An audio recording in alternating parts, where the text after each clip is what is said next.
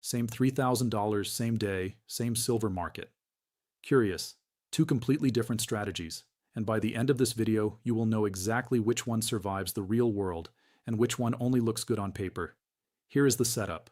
I have $3,000, not theoretical, not someday money. $3,000 that a real person in 2026 would take into the silver market right now to build a serious position, and I am going to spend it twice.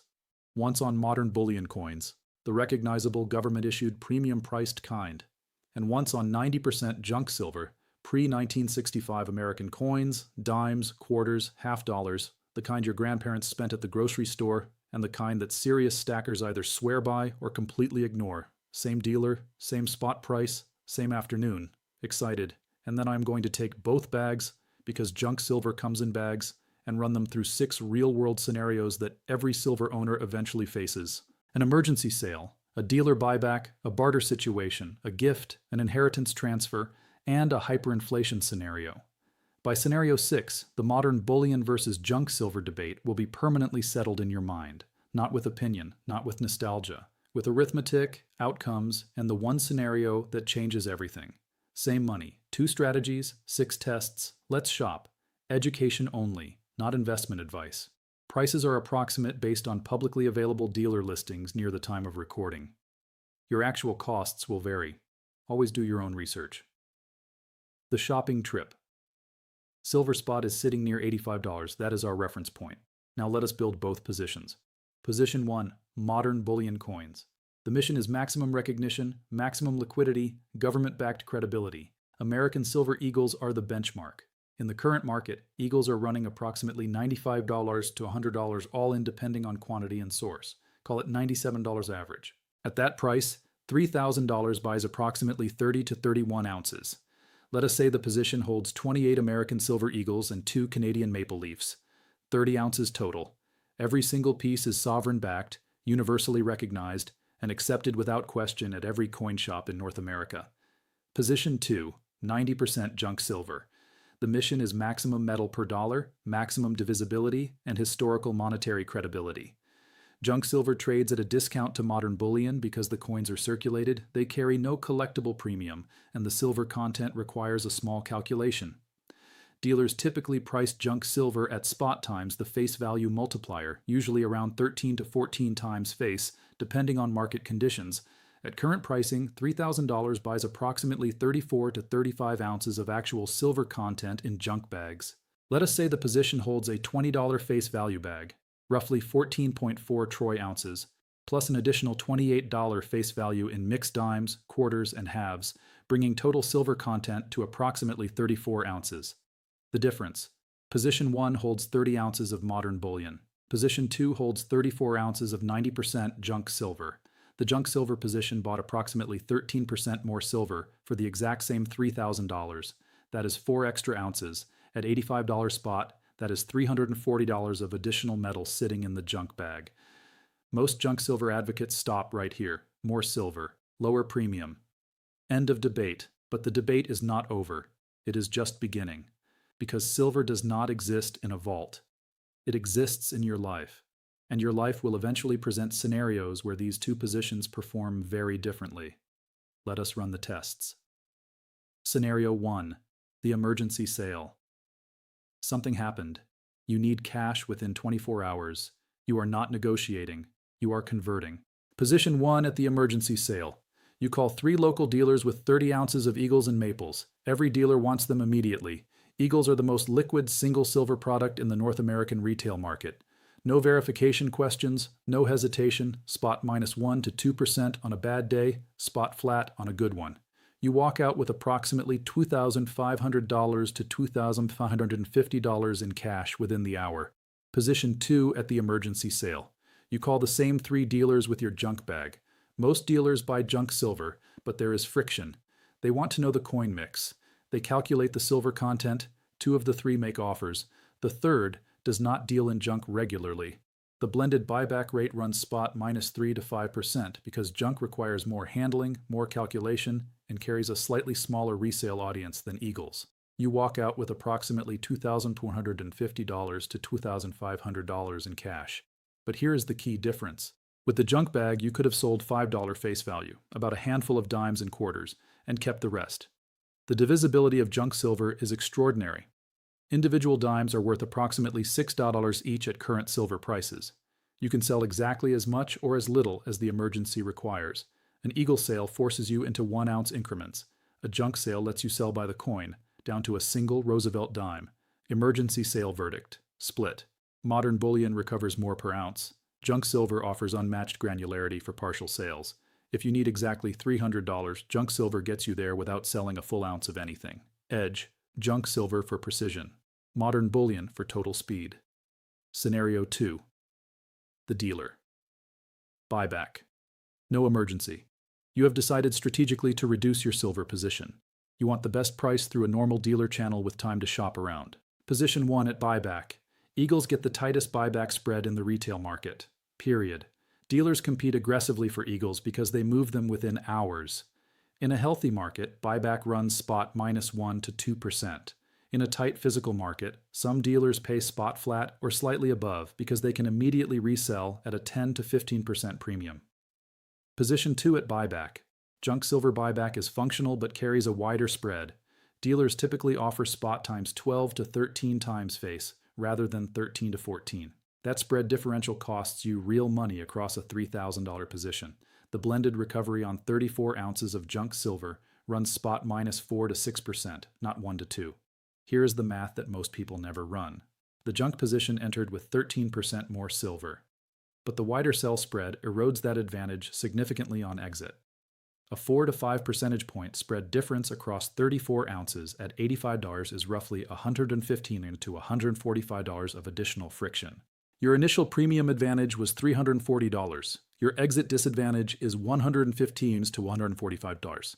The junk position still comes out ahead on total dollar recovery, but the gap has narrowed considerably from what it looked like at the buy. Dealer buyback verdict. Modern bullion wins on spread efficiency. Junk silver wins on total ounce recovery when accounting for entry cost. The difference is smaller than most people expect in both directions. Edge. Modern bullion on spread. Junk silver on net weight value. Scenario 3. The barter situation. This is the scenario that junk silver was literally designed for. The power is out. The internet is down. You need something. Food, fuel, medicine, transportation. And the person who has it does not trust paper currency right now, but will accept silver. Position 1 in barter. You reach for your eagles. The problem is each eagle is worth approximately $95 to $100 at current premiums. That is a large unit of trade for a tank of gas or a bag of groceries. You are either overpaying for small items or carrying coins too valuable to break for everyday transactions. Try making change on an eagle. Position 2 in barter. You reach into your junk bag and pull out 3 Roosevelt dimes. Each dime contains approximately 0.0723 troy ounces of silver, worth roughly $6.15 each at current spot. 3 dimes buy something worth $18 in silver value. That is a transaction size that actually works for everyday goods. Junk silver was the everyday currency of America from 1875 through 1964. People understood it. People trusted it. The silver content was legally guaranteed by the United States government. And critically, people could make change. You cannot make change with an eagle. You can make change with dimes. Barter verdict. Junk silver wins completely. This is not even close. The granularity of pre-1965 coinage, dimes at $6, quarters at $15, half dollars at $31, creates a fully functional transactional system. Modern bullion coins are stores of value. Junk silver is a monetary system. Edge. Junk silver. Overwhelmingly. Scenario 4. The gift. You want to give silver to someone meaningful, a college graduation, a new baby, a young person you want to introduce to real money for the first time. Position 1 as a gift. You hand someone an American silver eagle in a capsule. They see Lady Liberty. They see the eagle on the reverse. They see the U.S. Mint designation. They feel the weight. Something clicks immediately. This is a coin. This is money. This feels like a gift. The eagle has presentation. It has gravitas. It tells its own story without you needing to explain anything. Position 2 as a gift. You hand someone a handful of old dimes and quarters. They look at them. They turn them over.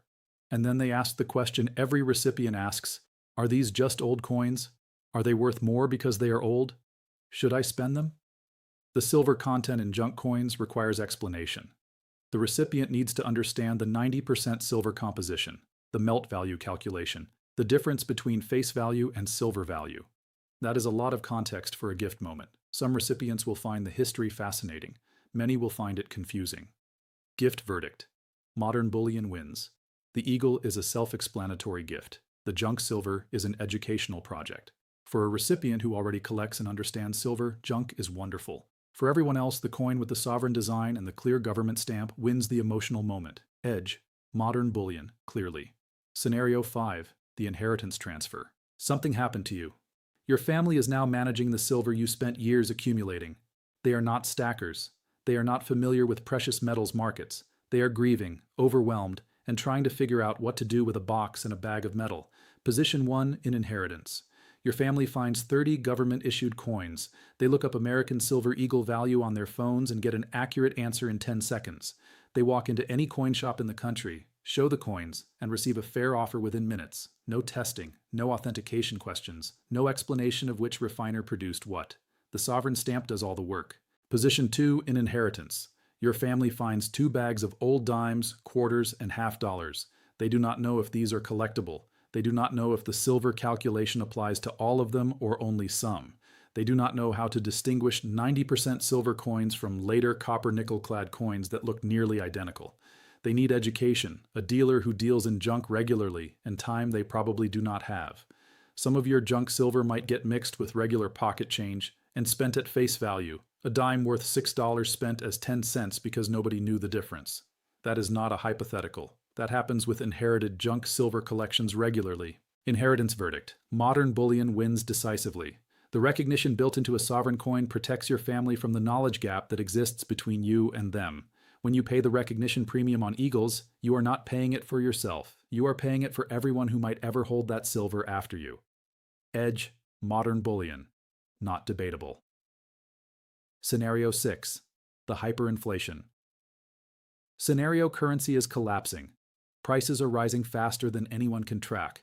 Paper money is losing purchasing power by the week. You need your silver to function as actual money, not just as a store of value to eventually convert back into currency. Position 1 in hyperinflation. Your eagles hold value excellently. Everyone knows what an eagle is worth relative to spot. Dealers, private sellers, and informed buyers will accept them confidently. But the transaction granularity problem returns with force. When a loaf of bread costs $8 in silver value and your smallest coin is worth $95, daily transactions become structurally difficult. Position 2 in hyperinflation. Your junk silver was designed for exactly this environment. Constitutional silver, as it is sometimes called, is pre-debased American currency. It is the money that existed before the government removed silver from circulation in 1965. In a monetary crisis, the historical legitimacy of 90% silver coinage carries a different kind of credibility than a modern bullion coin. People who do not understand silver investing often still understand that old silver dimes and quarters are real money. The cultural memory runs deep. The transaction sizes work for daily life, and the total ounce count, 34 ounces versus 30, means more purchasing power distributed across more individually spendable units. Hyperinflation verdict: junk silver wins. The combination of historical monetary credibility, granular denomination structure, and higher total silver content makes the junk bag the superior monetary instrument if the scenario where silver functions as actual currency ever arrives. Edge. Junk silver. Strongly. The final count.